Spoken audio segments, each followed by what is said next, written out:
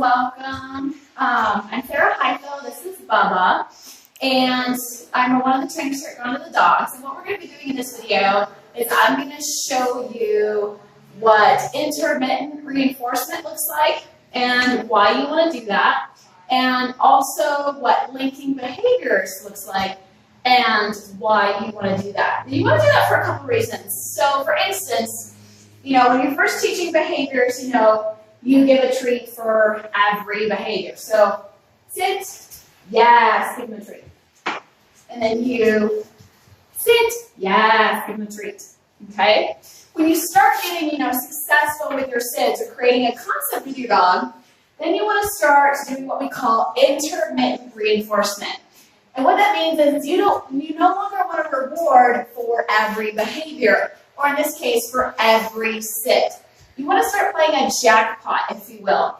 Because if you don't start teaching this fairly soon in the game, you're going to always have to bribe your dog or have reinforcement presented to them in order to get a behavior throughout their life. And ideally, we don't want to do that. We don't want to always have to use rewards and treats. We don't always want to have to bribe our dogs to get what we want.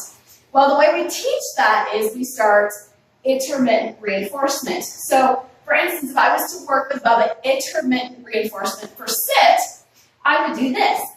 Sit. Bubba, come here. Sit. Bubba, come here. Sit. Yes.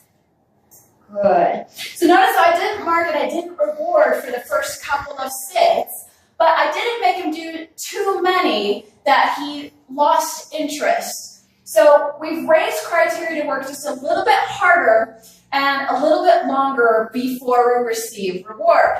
Okay? Now you can start working a game what we call two-first, whereas you reward every other behavior. Okay? And what that looks like for sit is like this. Ah, sit, yes. So their reward for the first one. Bubba, sit.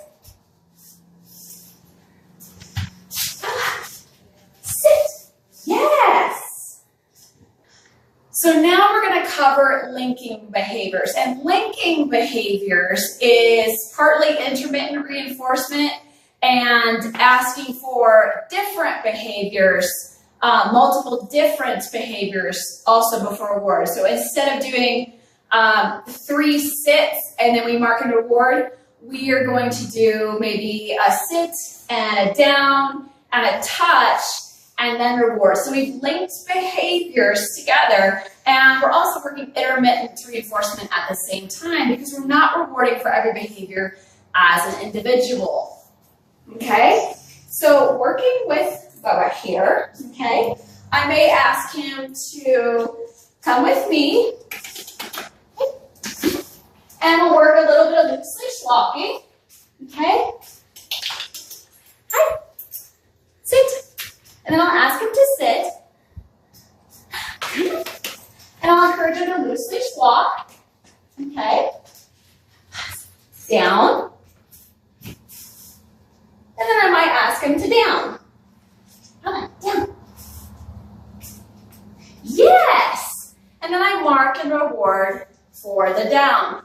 So in that scenario, we did loose leash walking, then a sit, then loose leash walking, and then a down. And then I rewarded for the down. Okay?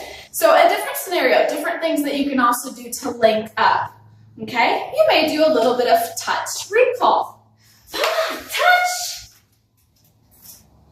Sit. Watch me. Yes. So there, I asked for a touch recall, I asked for a sit, and then I asked for a watch before I gave him reward. Again, linking behaviors, okay? Now, I did those in sets of 3. You don't always have to do them in sets of 3. They could be sets of 2, maybe 2 behaviors to start, like a watch and then a down, or a loose leash and then a down.